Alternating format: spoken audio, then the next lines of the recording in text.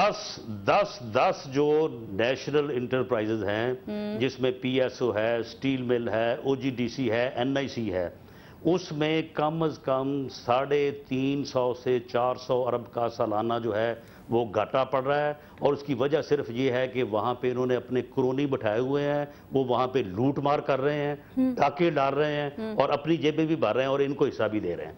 अगर ये उन 10 इंटरप्राइजेज के ऊपर जो है सही मैनेजमेंट लेके आ जाएं, चलो उनसे कोई बचे ना बचे, पीआईए से कोई इनकम हो ना हो, एनआईसी से कोई इनकम हो ना हो, लेकिन रेलवे से कोई इनकम हो ना हो, कम से कम ये 400 अरब जो है सालाना ये बचत हो सकती है।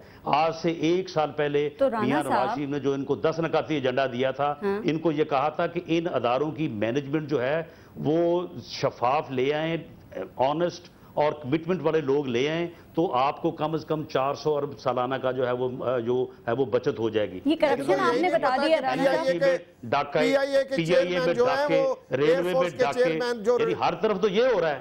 एयर चीफ जो रिटायर हुए हैं वो पीआईए के चेयरमैन है, इनको ये मोहतरमा बताएं। और वो तकरीबन 6 महीने से वो कितना खसारा है इस साल का बताएं।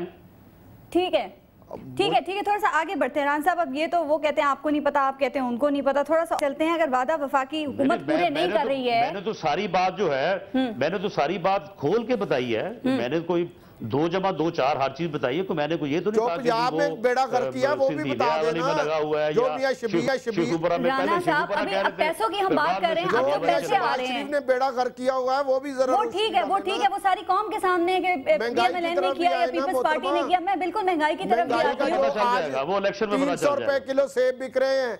इन राना साहब को वो तो बड़े पता है। राना साहब अच्छा छोड़े सारी बात। राना साहब अब वफाक बिजली, ठीक है राना साहब अब वफाक बिजली नहीं दे रहा, पंजाब की आवाम बहुत ज्यादा तंग है, बहुत ज्यादा परेशान है, लेकिन पंजाब में लगता है कि महंगाई को आपने काफी कंट्रोल कर लिया है, पंजाब के आवाम जो है वो बहुत खुश हैं आपसे।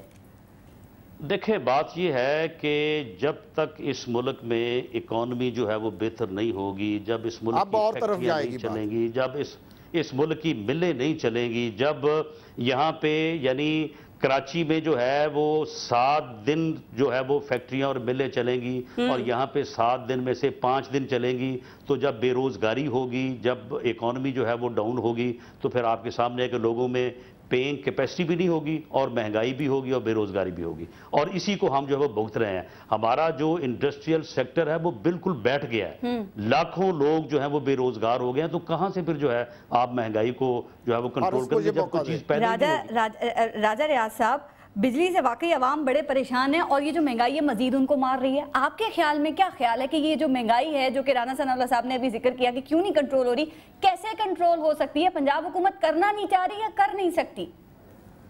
जी अब ये राना साहब ने जब इनकी बारी आई है तो बड़ी खूबसूरती के साथ अपनी जिम्मेदारी को निभाने के बजाय वो भी वफाकी सूबाई हुकूमत की जिम्मेदारी है प्राइस कंट्रोल करना।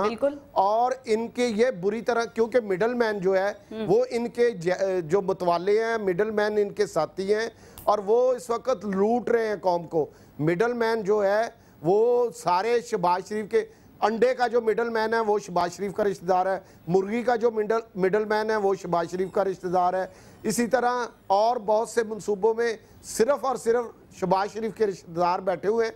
वो पूरी कौम, चीनी का पंजाब का जो माफिया है उसका हेड मियां शहबाज शरीफ साहब है। पूरे सूबे में जी ये फैमिली बिजनेस इस वक्त पंजाब में चल रहा है और उस तमाम के जो जड़े हैं वो जाके मियां शहबाज शरीफ साहब, हमजा शहबाज से मिलती हैं। अच्छा चले जी, बात ये है महंगाई के कि पंजाब में जो है वो मुर्गी जितनी महंगी हो गई, अंडा महंगा हो गया, चीनी महंगी हो गई, सेब जो है वो 300 रुपए किलो हो गया। उसकी वजह मियां शहबाज शरीफ है। आप ये मुझे बताएं कराची में क्या रेट है, पेशावर में क्या रेट है, हैदराबाद में क्या रेट है, अगर वो नहीं नवाबशाह में क्या रेट है? हुकूमतें नहीं कर सकी तो वो नाकाम है। मैं इस वक्त पंजाब की बात कर रहा हूं। अंदर यहाँ पे तो सारी महंगाई आपने मियां शहबाज शरीफ के दुख डाल दी, वहां पे किसने की है? एक चीज का मैं इकरार करता हूँ, पंजाब के जवाब दे दो आप है ना राना सनाउल्लाह साहब, बात तो पंजाब के हवाले से कर रहे हैं ना, बाकी कराची और बाकी ये ओवरऑल है।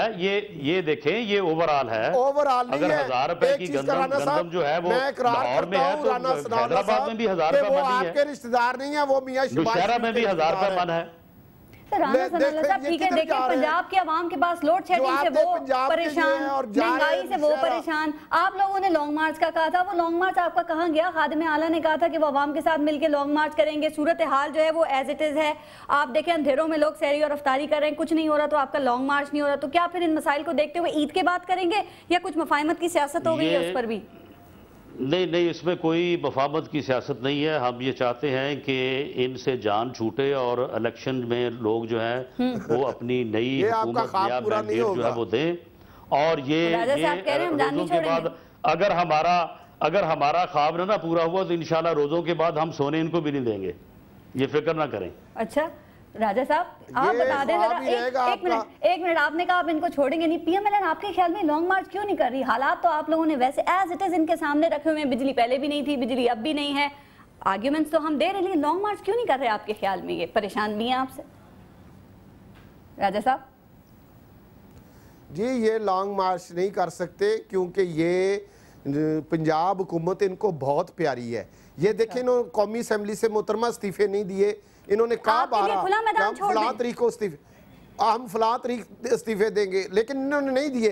पंजाब हुकूमत ये इनके लिए सोने की कान है, 62% पे इन्होंने कब्जा किया हुआ है, डिलीवर ये खुद नहीं कर पा रहे, महंगाई पंजाब में जोरों पे है, हुकूमत इनसे हो नहीं रही, डॉक्टर इनके काबू में नहीं, जैली दवाइयाँ ये बेच रहे हैं, इसी तरह रिजल्ट जो है मैट्रिक के लड़के खुदकशियाँ कर रहे हैं, लड़कियाँ खुदकशियाँ कर रहे हैं, लेकिन ये कुछ नहीं कर पा रहे। सिर्फ एक वफाकी हुकूमत करप्शन जितनी इस वक्त पंजाब में है, तहसीलदार, पटवारी, थानेदार, थाना, हर थाना जो पंजाब का है वो बिकता है, कितने रेट है, ये थाने का 10 लाख रेट है, थानेदार की तहसील की करप्शन जो है ना, पूरे मुल्क में पटवारी मिलके उतनी करप्शन नहीं करते जितना आपका एक मिनिस्टर एक दिन में कर लेता है।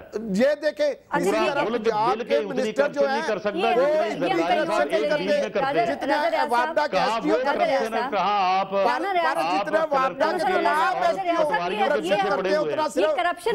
पंजाब शहबाज शरीफ करप्शन करते। ठीक है, प्रोग्राम का टाइम खत्म होने लगा। राना सनाउल्लाह साहब जरा एक बात मुझे और बता दें, आप मौजूद हैं, मैंने कहा पूछ ही लूं आपसे कि रहमान मलिक साहब के पीछे आप क्यों पड़े हुए हैं? मतलब उनसे क्या नाराजगी आपकी? रहमान मलिक ने इनको जेल में भेजना है, इनको और रहमान मलिक के होते हुए 2 आदमी जेल में जाएंगे, एक राना सनाउल्लाह और एक मियां शहबाज शरीफ।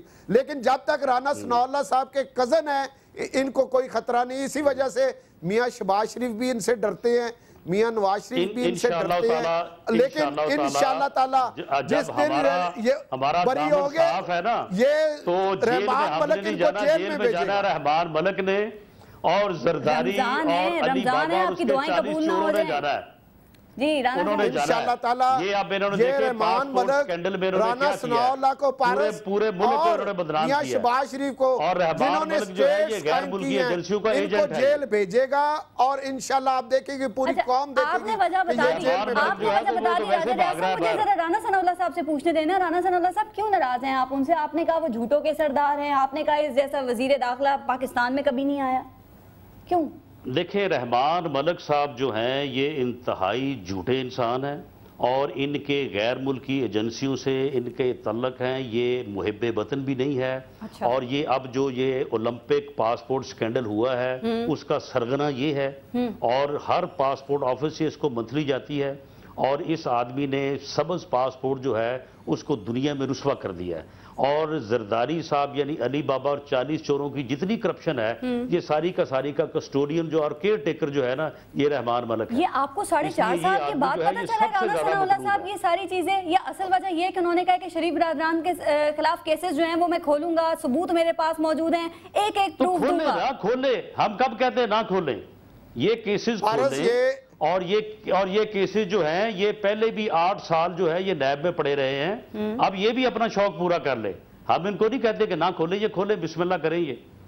राना साहब लेकिन एक बात है, देखिए मियां मोहम्मद नवाज शरीफ साहब हों, खादिम आला हों या पीएमएलएन का कोई भी नुमाइंदा, अगर जरदारी साहब की जात के हवाले से बात करते हैं, उनकी करप्शन के हवाले से या पीपल्स पार्टी के हवाले से, तो वो बिल्कुल हलाल है। आप लोगों के हवाले से कोई बात करे तो वो देखिए मेरी बात सुन ले, नहीं बात करने की नहीं है। नैब इन्होंने करप्शन पाकिस्तान की सियासत में हम जो करप्शन का आगाज किया वो मियां नवाज शरीफ ने किया है। पाकिस्तान की सियासत में करप्शन का आगाज जो किया है वो मियां शहबाज शरीफ ने किया। हम सियासत छोड़ देंगे, हम इनको चैलेंज करते हैं। मोटरवे में अरबों रुपए की करप्शन हमारे खिलाफ साबित करें। ये मियां शहबाज शरीफ और मियां नवाज शरीफ करप्शन के ढेर है, ये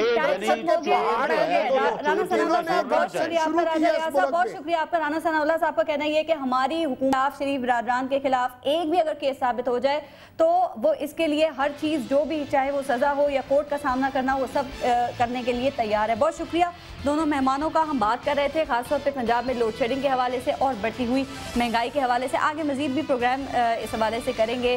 कराची में जो महंगाई है उस पर भी, खैबर पख्तूनख्वा के हवाले से भी, क्वेटा के हवाले से भी। अब प्रोग्राम का टाइम खत्म हो गया। अपना बहुत ख्याल रखिएगा, इजाज़त दीजिए, अल्लाह ने के बाद।